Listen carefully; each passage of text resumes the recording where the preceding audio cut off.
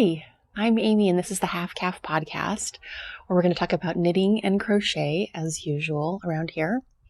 I always hear people talking about their different crafty hobbies, and I do have other crafty hobbies. I've been pretty crafty most of my life, but I don't know. I guess for the last several years, it's just really been yarn.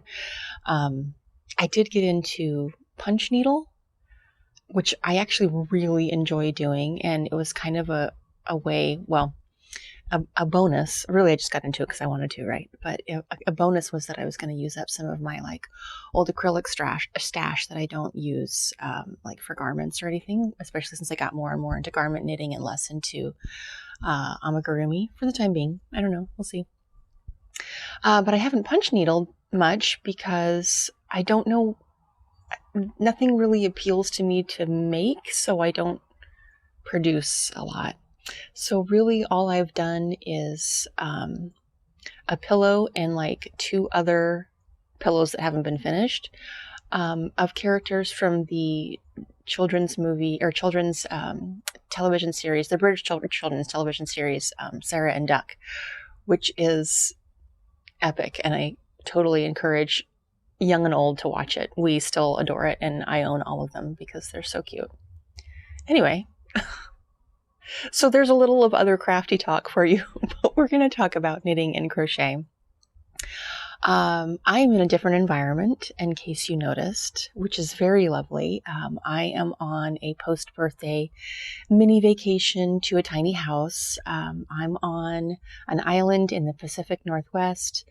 And I came with my daughter because she's my tiny house buddy, and so she's asleep in the house.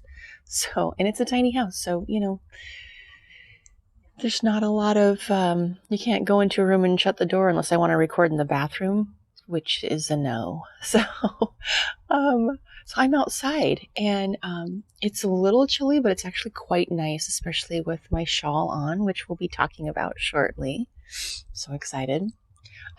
But if you, there's a couple of other houses on this property. I'm recording kind of early, but if you see me suddenly go, you know, squirrel, it's because I'm frozen because there's somebody else walking around and I don't want them to see the crazy lady talking to a camera. Anyway, we already had that encounter. They just had to come out here with their coffee and then brush their teeth out here and just wander around. Rude. Anyway, I don't care if anyone hears me. I just don't want to know about it. So, okay. Today's mug is a vacation mug because, right? I'm on vacation.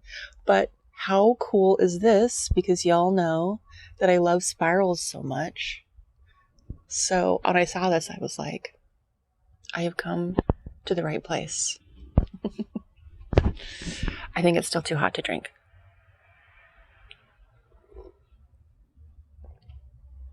No, it's pretty good.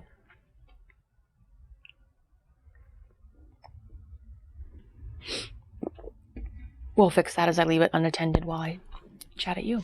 So I hope I don't keep bashing the mic. I don't know, with my hair or with my shawl or whatnot.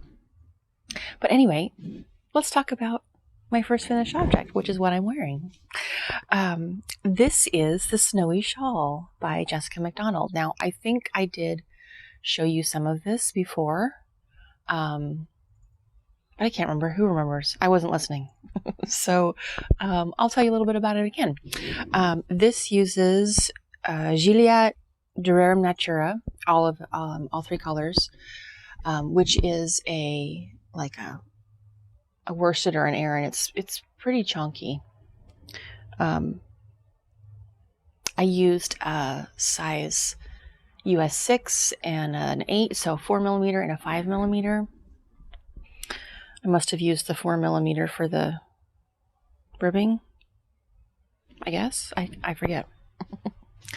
Anyway, this was a pattern I was so excited about that I was like in hot pursuit waiting for it to come out. So I think I said already, this is Jessica McDonald, and she's done several patterns. I don't know if they've all been released in books. Probably not all, but she's released 2 books. I think one of them is Woodland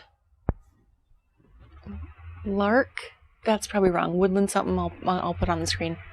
Anything I've forgotten, by the way, today, I will put on the screen anyway, because, or in the notes below, because one thing I forgot, obviously I had to lug all my podcasting stuff and all my finished objects to this tiny house on this island. And so naturally I forgot something, and it was all my podcast notes. But luckily I was there when I knit all of these, so hopefully I'll remember, the majority. Anyway, so I can't remember how much I've told you about this, but she's done a book of like woodland something or other that is...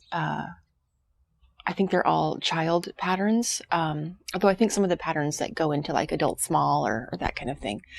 And I do have a couple of items I've made from that, but this is the snowy shawl in her latest book, which I think is forest something or other. Maybe just forest, right? Could be. And that's all, I believe that's all adult patterns. So I bought it just the absolute second that I could. And got I just bought the ebook. The book is actually itself is a print book, and it's super pretty. And I was tempted to get the print book, but I don't, as much as I love books for reading, I can never read books because my hands are busy. So I have to listen to audiobooks. And as far as patterns, I just always use ebooks. It's just so much easier. So I never have paper patterns. And I already have collected, I've got like 20 knitting and crochet books maybe.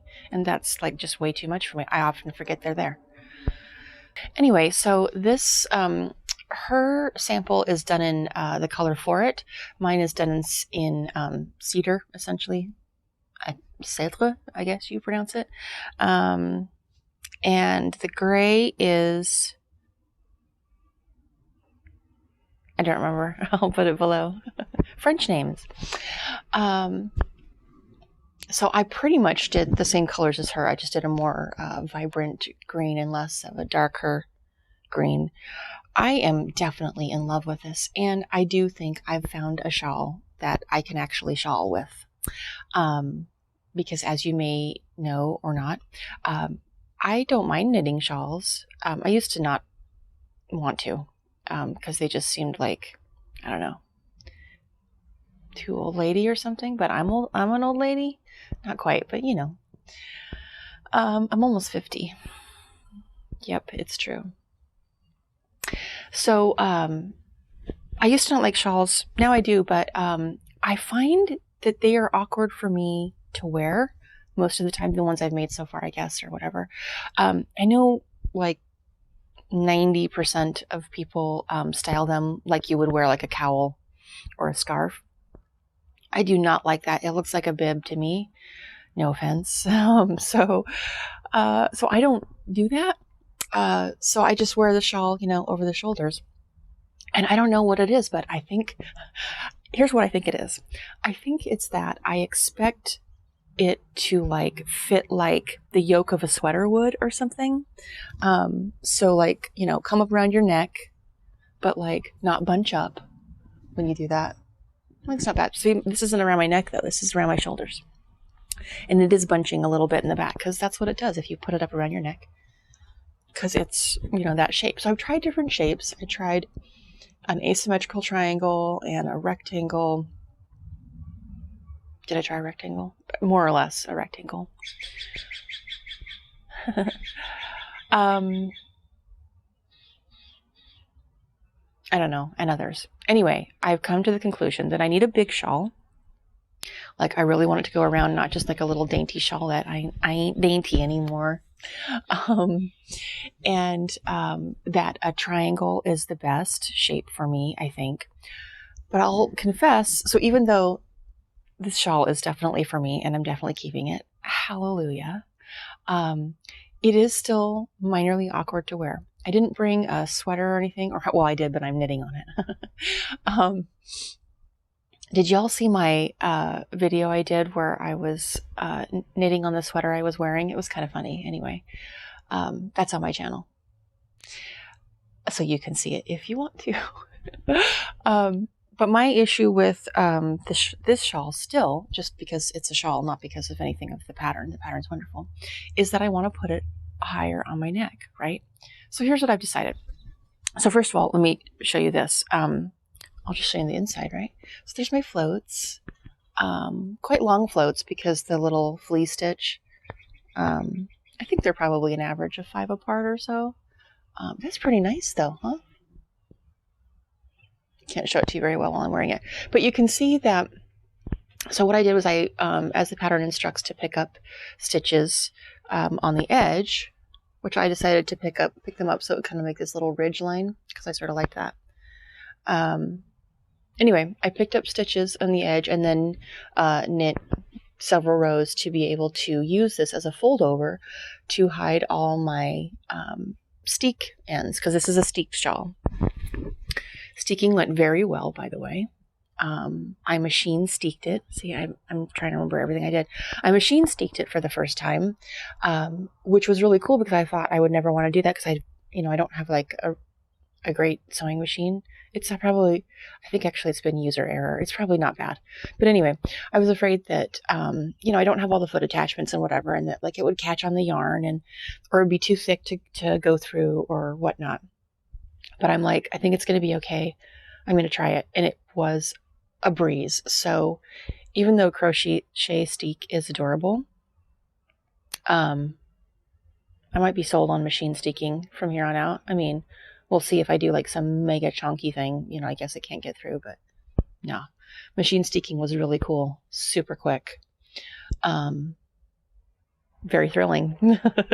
And then, of course, I cut it. Anyway, so then I covered the steek ends with this thing and sewed it down.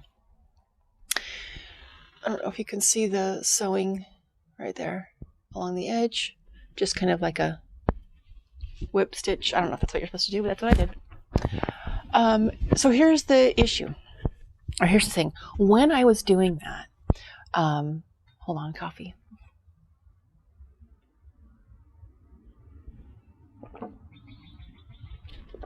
When I was doing that, I keep sitting up too tall.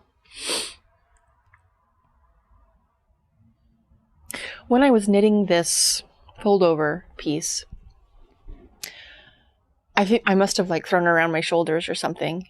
And I kind of liked this idea of this extra piece right here that was coming up higher on my neck, right? Because, and, I was like, I wonder if I should leave it or like knit it longer, blah, blah, blah. And then I'm like, well, how would I cover the steeks? I have to like get a ribbon or do whatever else. And I want to just follow the pattern, see what it looks like. It's still bulky. I mean, I think that's just sort of going to happen. But it's very nice. It's not bothersome.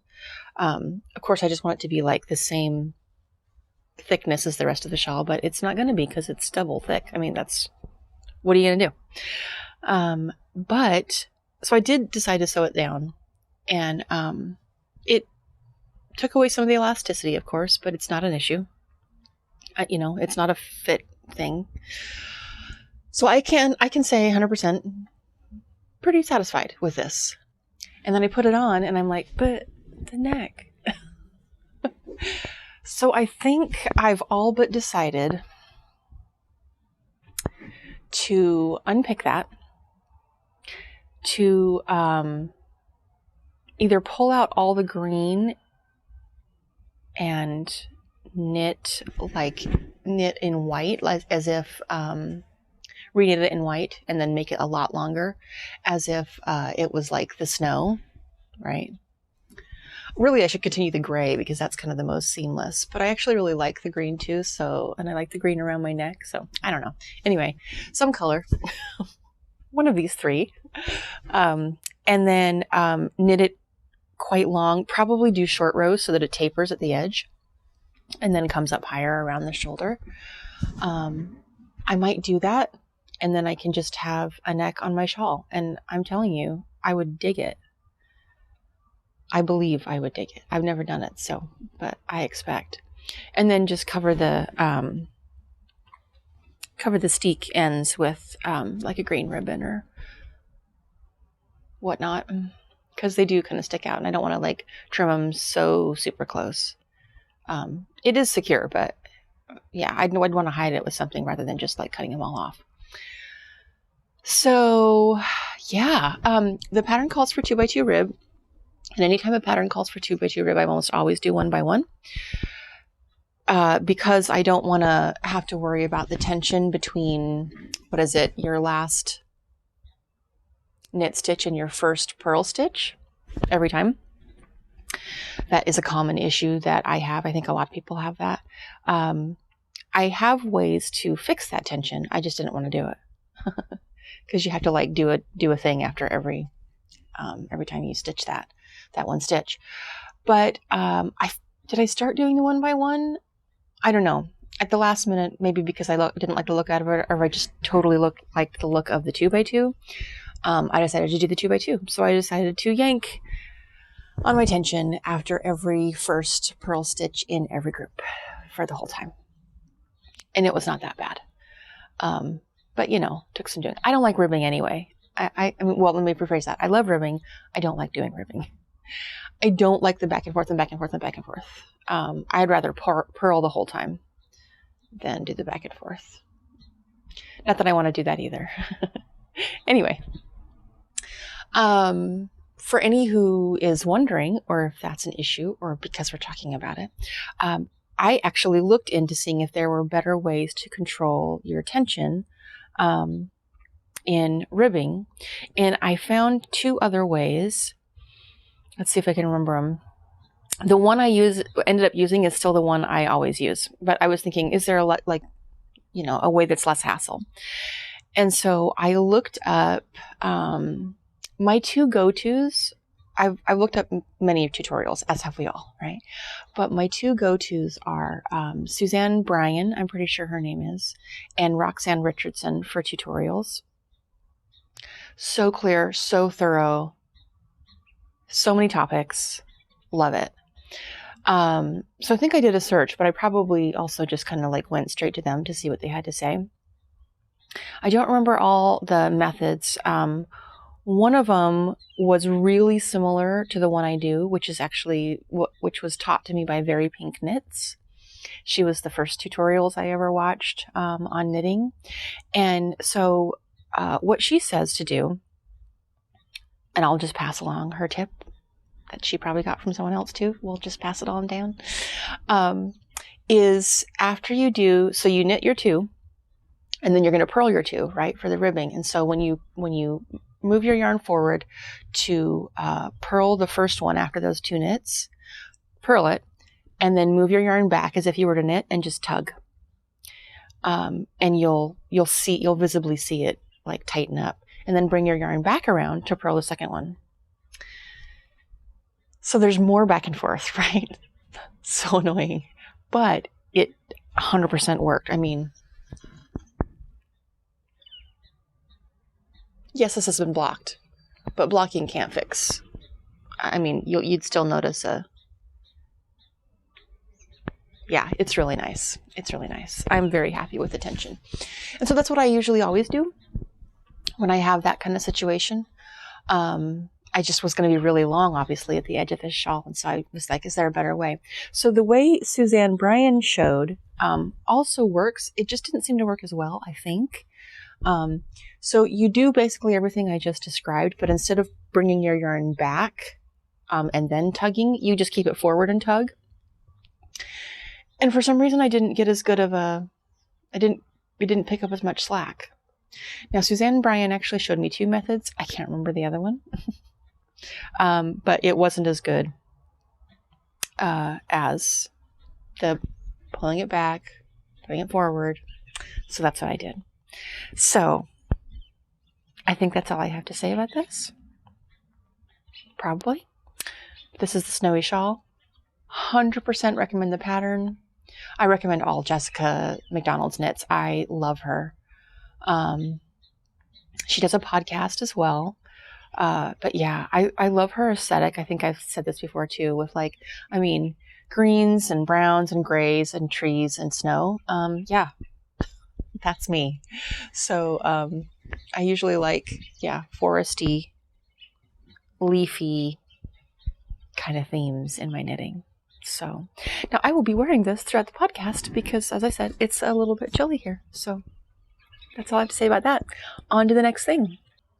So I think I told y'all that I had a fair coming up. I did one in summer, and it was kind of a little bit of a smaller neighborhood one, which was fun. It's my neighborhood. And it was the first fair I'd done since COVID began. So it was outside. And so I felt, pretty secure there, vaccinated, all that. And so I did that fair. And, didn't make a lot there, but it was okay. I mean, I just really wanted to, I've been knitting. Most of the stuff I make is not for me. I would say 90% of it is not for me. And yeah, so I love sweaters, but I don't wear hats. I have like one scarf that's store-bought that I really like. Yeah, it's just that way. I just don't. So it's not that I don't mean to wear them. I think they're lovely. That's why I sell them. I think they're worth it. But I've accumulated so much since I haven't been doing fairs regularly. I used to do probably at least 2 fairs a year. But anyway, this summer I got into the parasols, right? And so I thought, if I bring those and then just like some of my, lighter stuff that's not like super wintry, I could sell that. So I did that. And the parasols were a huge hit. They're really, really cool. That pattern is so neat. I'm talking about the Mandala Madness pattern by, is it Helen Shrimpton or Barbara? Somebody Shrimpton. I think it's Helen Shrimpton. Highly recommend that pattern. Anyway, that's not what we're here to talk about though. So I've still got all my woolly warm knits, which is the majority, right? And so I have got 2 giant Tupperware bins stuffed full. And of course the parasols and whatnot don't fit in there, but so it's been stuffed full. So I'm like, yeah, I'm going to do this other fair. I really hope I get in. It's a very competitive fair because there's so much interest.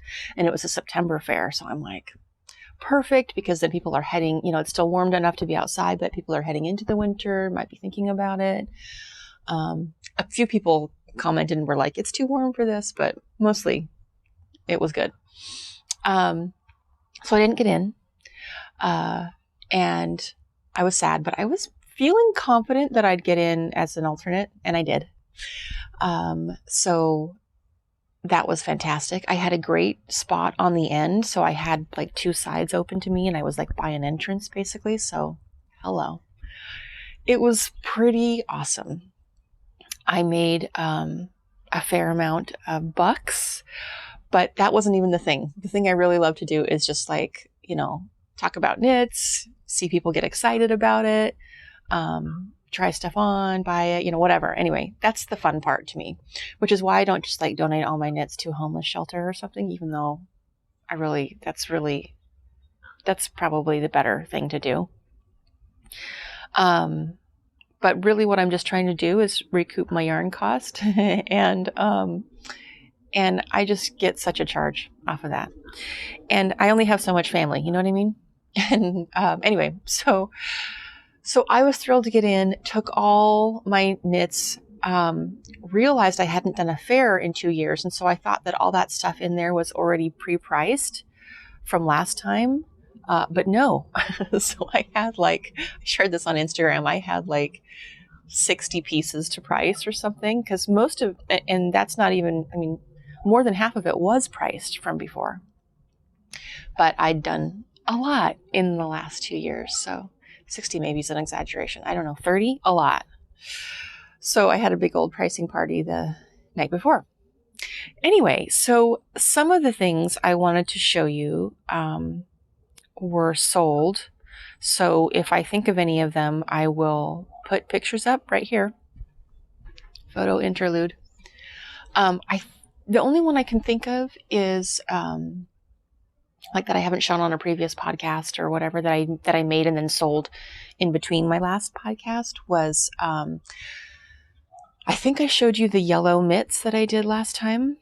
but they weren't embroidered. So I did do the embroidery. If I didn't do it already, I'll put a picture here of that embroidery.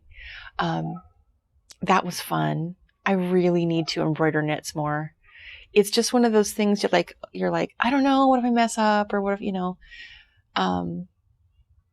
I haven't. I've done it a few times, and it's always turned out, I've been happy, So I just need to do it more because it is really cool. And I have no idea why Pussywillows came up. I don't even know if I saw it somewhere or something, but I thought that's such a fall thing. Maybe I was thinking of a fall embroidery because I was thinking I was going to do just like a flower. Like hearing a frog or something. Are you hearing that? So funny. It's a lovely noise. Anyway, so I think I was just thinking of like fall stuff because like, flowers, I guess, but like maybe sunflowers or something. But so my camera cut out while I was talking about Pussywillow embroidery. But I think I finished that. Okay. So the rest of what I have here, things I made in between or finished in between the last podcast when we talked. And I didn't sell these yet, so hopefully you're excited to see them. Okay. So I will show them.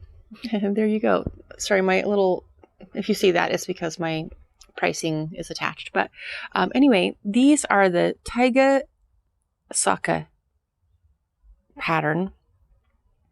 I believe it's Norwegian. I have an acquaintance who is very kind, Celia, who helped me translate the pattern enough so that I can do it. I believe this was last fall.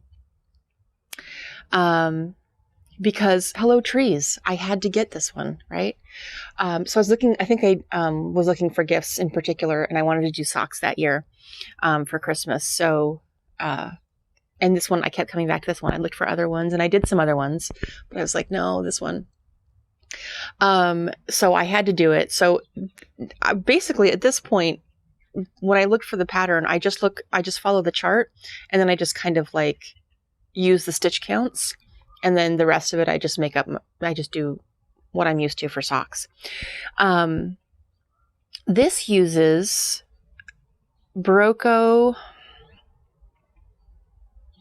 Is it Ultra Wool?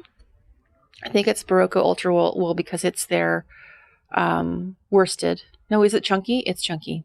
Yeah, it's chunky.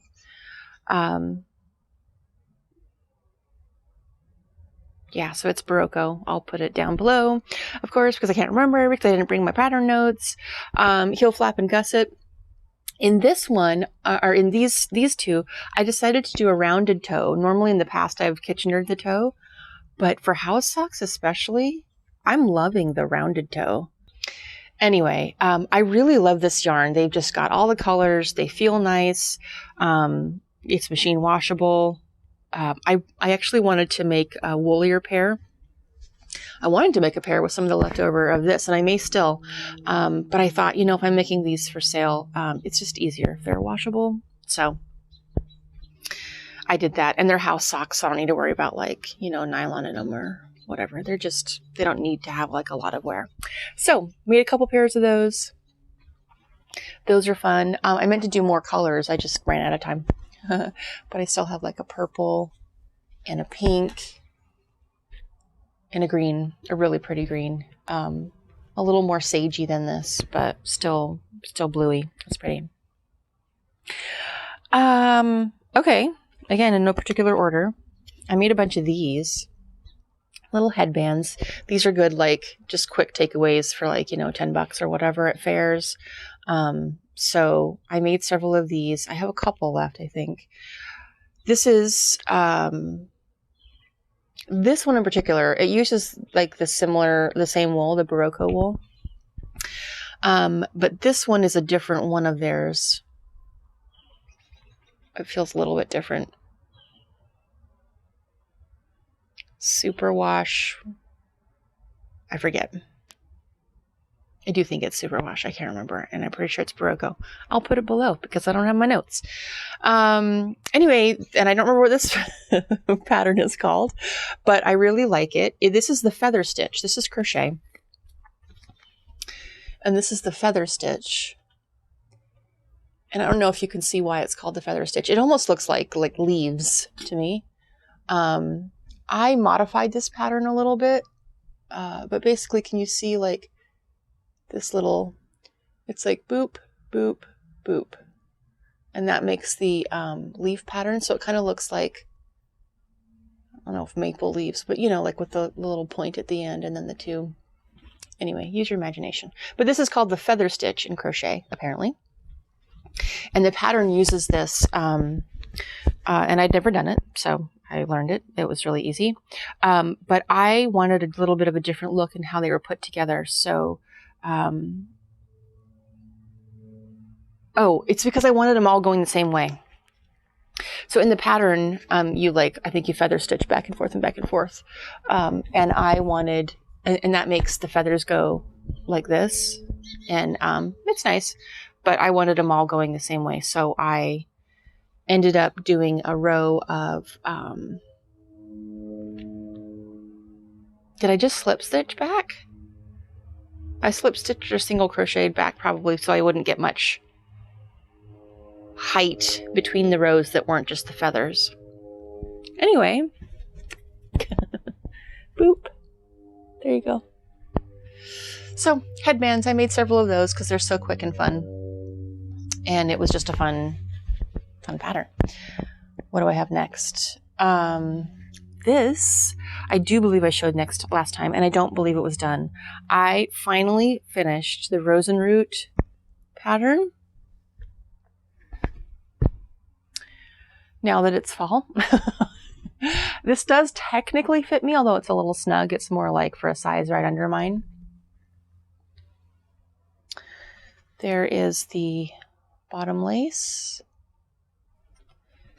and the top lace. This one's very pretty. I've shown it before. It's a great pattern. I just didn't realize how long it would take me because I was thinking, oh, sleeveless, it'll be fine. But I think I used a 3mm needle on this. Or, I mean, it was 4 at most. I don't remember. I'll put it below, or I'll put it in my Ravelry pages. So this took forever, but it's a really nice fabric. It has a nice drape. This is a little bit, it's kind of a little bit heavy, like not in a bad way, but that's really nice. This is the Natura Sport yarn that I used for Frog and Toad, and I'd always wanted to use it in a garment. I think it's so pretty, and all their colors are so pretty. So this is like, if you have a brownie pink or a pinky brown, is that mauve? I'm thinking of Woolen Vine right now. So it's like, it may look kind of like purpley, but it's like a purple brown. So that's mauve, right? Yay, mauve. And it's got this like sort of heathering, little bit of hairy texture. It's so appealing, right? Some nice squish. But anyway, it's very lovely. This didn't sell. I'm not surprised. And none of the stuff that I don't sell, it's not like I'm like, oh, it's not good. Most of the time, it's just that, you know, it wasn't its day. So I hope to be able to sell this in the future, especially even at summer ones, because while it's a little bit of a heavier summer garment, it's not cotton. It's still like sleeveless, and it's really pretty. So Roseroot. What else do I want to say about that? I don't know. Just so much stuck in it.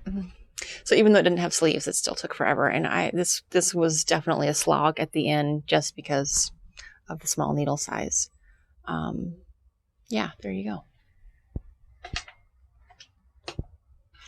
All right. Oops, I dropped my lens cap. Okay. 2 more items to show you. Check it. More Jessica McDonald. So these are both from, I need my shawl pin. These are both, here, I'll show you all those floats. Isn't that cool looking? These are both from her first book, the Woodland Ramble. That's what I think it is. I think that's it. Okay, so these patterns are both from there. So these go up to, I think, adult small sizes. Let's talk about the mittens. Also made out of Gilliat. And yeah, same situation, same, you know, pretty similar look with the trees. I guess there's technically no, I mean, these are the mountains. They're not snow covered, I guess. But yeah, snow falling. Yeah, same. I used probably a 6 for the ribbing and probably an 8, 4mm and 5mm for these, and worked it pretty quick because it's worsted. So these are really cool. You can try them on. I made the very largest size.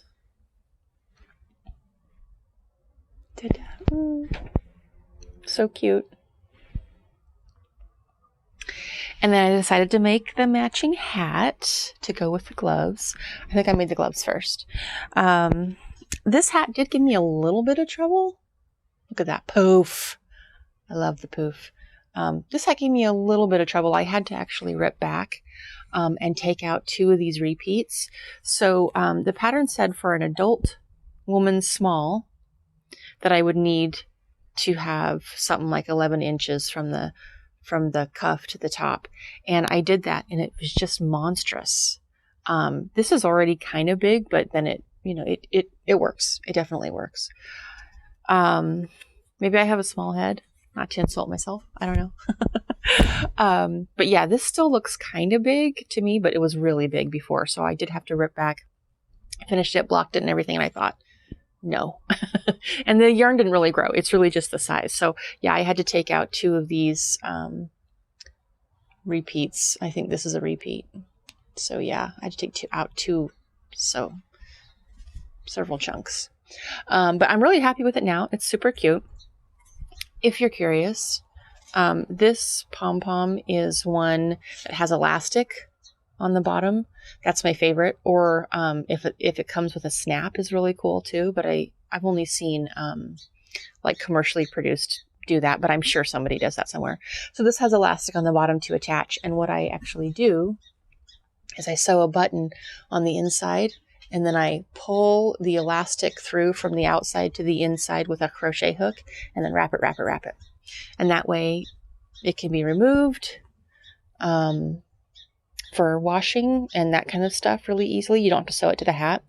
A good reason for that, secondarily though, is that that gives it more stability. So I use a really fat button at the top, because it kind of gives more of like almost like a platform.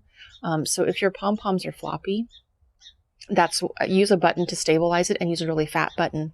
I think that is pretty helpful. Okay, I only have one work in progress to show you. I do have more, I think. Last time I finished the I always want to call them Hedgerow mitts. Pop a picture in there. So I hadn't finished them yet, but you saw one finished pair, so they look all the same. So I didn't bring those with me. I don't think those sold. Yeah, gloves and cowls really didn't get, done, because, try that again. Gloves and cowls really didn't go because it was a little warm for that.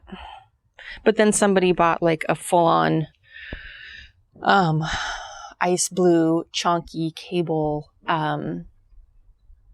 sweater that I had made, the patterns from, oh, come on, what's her name? She's like my favorite on Instagram. She's adorable. She always has purple or blue hair. I'll put it here because I can't remember, and I'll be like, duh. Anyway, she has a cozy Celtic raglan or something. So, it wasn't too warm for that, I guess. But okay, so here is my almost finished object. And if I hadn't run out of yarn, for the third time. I would have had it done to show you. But we're really close. Okay, so let me just show it to you first. That is a huge neck. It's supposed to fold over. It's hard to do it without a neck to fold it over around. It doesn't like to stay, but there you go. And then sleeves.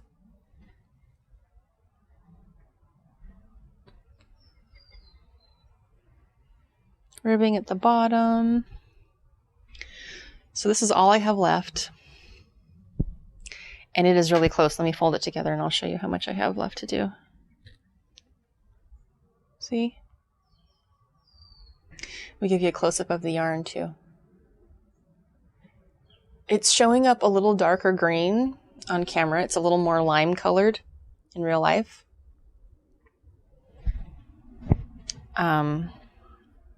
Like a spring green. So this, I'm gonna get mohair all over me. Ready? Poof. This is, I just smashed my microphone, so there you go. This is a highly uneconomical, 100% just stockinette for miles sweater. It's called the Liebling sweater. I'm probably pronouncing that wrong.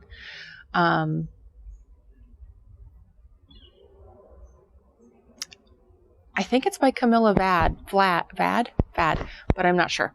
I'll obviously put it on the screen while I'm talking here like an idiot. You can already see what it is.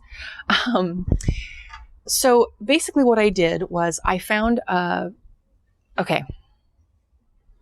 So rewind. I rewatched The Chilling Adventures of Sabrina. Look at that. So poofy. I gotta put my shawl back on, it's cold. I rewatched The Chilling Adventures of Sabrina on Netflix. It's like half awesome, half garbage. But I quite enjoy it. So I rewatched it again, and her sweaters in there, especially in season 1, are epic. And so this is not the most epic sweater, but I basically got inspired. I will put a picture here of her in this green fuzzy turtleneck kind of sweater. So I'm calling that the Sabrina sweater. Most of the sweaters, a lot of the sweaters she wears, like she wears a lot of red, and they're like intricate cables and just super beautiful. So this was like actually really simple. But I just totally, for some reason, was like, I'm making that right now. And I really went for it. So it is almost done, obviously. So I did work some on that when I was making stuff for the fair, but I figured I probably wouldn't finish it in time, so I tried not to work on it too much because I wanted to do other makes that I might, you know, like hats and mittens and stuff that I might have a chance to finish. I would have liked to have had it at the fair. It's really like heavy and cozy. So here's why it's uneconomical. It uses 4 yarns. One, I think it's supposed to be a DK. Is it a DK? No, I think I used a worsted, but I think it calls for a DK. And 3 mohairs held together throughout. So that's stupidly expensive. And I just decided in for a penny, in for a pound. Thinking about that, that's funny. How about like 90 pounds or more? Yeah, but I just saw it. I've just been seeing it through. So I thought I got enough yarn, but I clearly didn't. Let me tell you what this is held by. I'm not going to remember many of the names of the colors, but let's see. So the main color, I don't remember the main color. I want to say it's a Berroco, but I'm actually not sure. It'll be all in my Ravelry page and probably down below if we're talking about yarns. So it's just, there's a main green running throughout, and that's kind of like the staple. That's what all the mohair is clinging to, basically. And I wanted to do Surrey alpaca only. But my LYS carries Cumulus, which I think is so pretty, by Fiber Spates. and I just couldn't get the colors because I was trying to like really match to get the vibe that Sabrina has in her sweater. I think I did pretty good. There's like yellows. There's even a couple little caramels. And to kind of lighten it, I used actually a blue. So I did use one cumulus that was a blue. You can kind of see it popping in here. It's a little bit more subtle. No, it's a little lighter in the in real life. It's called Water. And so all that kind of like light blue that you see, most of the light is from that blue. Then I used the other colors I couldn't find in Cumulus. So I used Mohair Rhythm. There's another word I'm missing that's probably the brand that I can't remember. Maybe it's StrikkeBea's. I can't remember. Yeah. So I'll stop saying that. Sorry. And that is the green. There's a green mohair and a green base because I wanted the green to really show through because overall the sweater reads green, right? And then the blue worked, but then I was like, okay, and now I need a yellow. And so I got a yellow and I thought I got the perfect yellow and it's just like, it zinged way too hard. It overpowered stuff. I mean, the sweater looked green, but it looked like yellow stripes. It was just like, no. So that didn't work. So I tried a couple before I finally realized, you know what? I think I need like a variegated. And I came across, I'm going to insert a little bit of video here. I came across Polka Dot Farm, Polka Dot Yarns, Polka Dot Sheep, one of those. That had hand-dyed mohair, and I thought this might work. I don't know, but I'm just going to go for it. And I think it did, because you get these yellow zings, but because it's variegated, or because it's like, not variegated, I don't know. It's not a gradient either. Maybe you call it variegated. Because it's got all these different colors, the yellow is not like so dominant every time. So anytime you're seeing like a zing of white and a zing of even copper, you can really see it down here. See that kind of coppery color? That's that. And it's so, it's uneven enough that it just sort of seems like equally distributed, but not like in your face. So that worked. And again, I think so on camera, it's definitely reading more of a green blue. This is more of a lime green in person, but it's still not limey enough, I think, compared to Sabrina's sweater, but it is really darn close. Okay, so I pretty much followed the pattern. I always say that, and then there's modifications. I never really, I pay attention to the decrease rate on sleeves, but then I usually just kind of do my own thing. So there's all my markers for the sleeve. I made an extra long cuff. Here's 1x1 ribbing. I made an extra long cuff so that it could fold back and kind of mimic the fold on the neck.